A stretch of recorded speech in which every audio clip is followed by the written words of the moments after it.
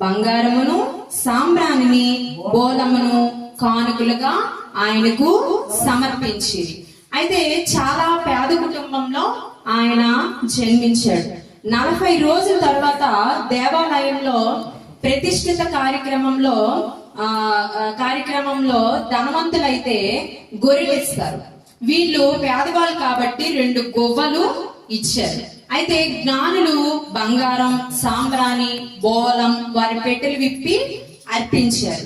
అయితే జ్ఞానులు బంగారం ఆయన యాజకులని నిరంతరం నిలుచు బంగారం విలువైనదని యేసయ్య విలువైన వారని సాంబ్రాణి ఆరాధన కార్యక్రమంకు ఆయన యాజకుడని నిరంతరం నిలుచు యాజకుడని బోలం చనిపోయిన వాళ్ళకి ఆయన మరణాన్ని గెలిచి తిరిగి తెస్తాడని ఈ 3 అద్భుతాలు అయినవన్నమాట. ఈ రోజు మన హృదయాలు తెరిచి వాళ్ళు బంగారం సాంబ్రాణి బోలం ఇచ్చారు. అయితే ఈ రోజు మన హృదయాలు తెరిచి మనం దేవునికి ఏమిద్దాం?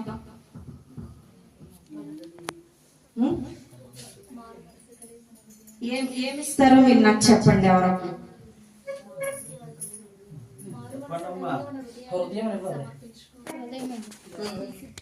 ఓకే, మనము ఈ రోజు దేవునికి ఏం కావాలంటే మన దగ్గర ఉన్న ధనము, వస్త్రాలు, తర్వాత మన స్టేటస్, మన దగ్గర ఉన్న డబ్బు, మన దగ్గర ఉన్న బంగారం ఏది కూడా ఆయనకు అవసరం లేదు. ఆయనకి ఏం కావాలంటే మన హృదయం మాత్రమే కావాలి. ఆయన మనల్ని దేన్ని ఎంచుకున్నాడంటే మన హృదయాన్ని ఆయన చూశాడు.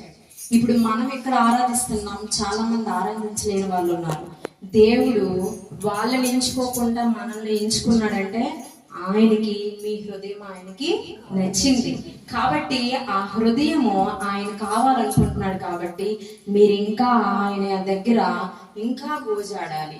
ఆయన దగ్గర మీరు ఇంకా హృదయాన్ని పరచాలి. దేవుని దగ్గర ఎక్కువ దేవుని దగ్గర మనం ఎంత హృదయాన్ని సమర్పించుకుంటామో అన్ని బహుమానాలు మనకు దేవుడు తప్పకుండా ఇస్తాడు. అద్భుతం చేయగలిగిన వాడు, ఆశ్చర్య కార్యాలు చేయగలిగిన వాడు, మనకు తెలిసి తెలియని పనుల్లో కూడా ఆయన మనల్ని క్షమించేవాడు ఈయన మాత్రమే.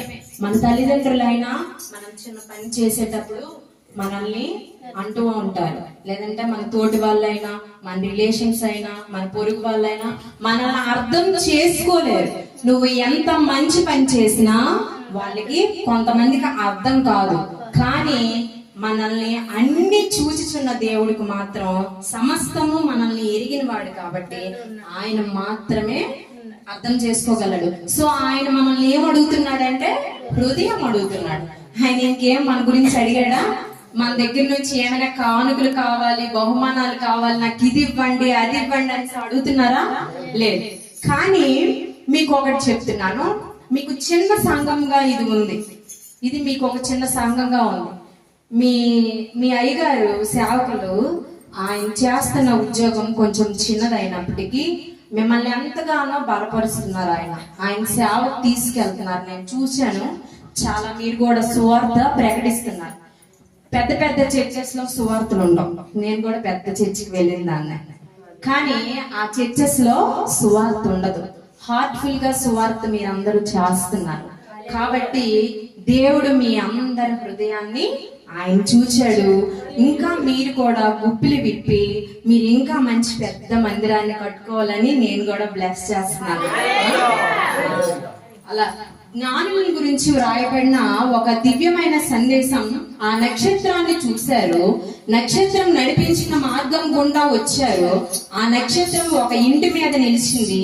ఆ ఇంట్లోనికి వచ్చి చూచినప్పుడు శిశువుగా ఉన్న యేసుక్రీస్తు వారిని కన్నతల్లిని మరియు శిశువుని మరియను చూశారు.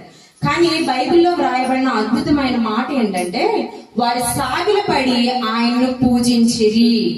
ఆయనను పూజించడానికి ఆయన తల మీద ఏం కిరీటం లేదు. దేవునికి ఆ స్థలంలో ఏమి వాళ్ళకి ఏం కనబడలేదు. ఆ మరియమ్మ అక్కడ దేవుణ్ణి కన్నారు. తర్వాత ఆ నక్షత్రము ఇవన్నీ కూడా వాళ్ళు చూడలేదు. ఎవరిని చూశారంటే దేవుణ్ణి చూశారు. ఆ దేవుణ్ణి మాత్రమే వాళ్ళు దేవునికి మాత్రమే ఇంపార్టెన్స్ వాళ్ళు ఇచ్చారు. అయితే అక్కడ అప్పటికే ఏదో దేవుడు అద్భుతాలు ఇప్పుడు ఎవరైనా ఉన్నారు అంటే ఒక పాస్టర్స్ ఉన్నారు అని అనుకోండి, వాళ్ళు ఏదైనా అద్భుతాలు చేస్తున్నారు అని అంటే ఏదో మెరాకిల్ చేస్తారు అని అంటే ఆ పాస్టర్ గారి దగ్గరికి జనాలు పరిగెడతా ఉంటారు వాళ్ళ దగ్గరికి.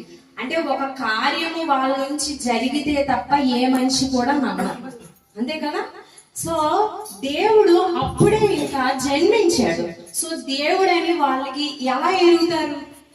ఆయన ఏం కార్యం చేయలేదు, ఏం అద్భుతం చేయలేదు, తర్వాత ఏ స్వస్థతలు లేవు కదా, ఏమీ చేయలేవు. అయినప్పటికీ కూడాను వాళ్ళు ఏంటంటే దేవుణ్ణి నమ్మారు. మరియను గాని నక్షత్రాన్ని గాని ఇవేమి వాళ్ళు చూడలేదు, దేవుణ్ణి మాత్రమే వాళ్ళు చూశారు. నక్షత్రాన్ని చూశారు కానీ నక్షత్రాన్ని కూడా వాళ్ళు పూజించలేదు. ముగ్గురిని ఆరాధించాలి.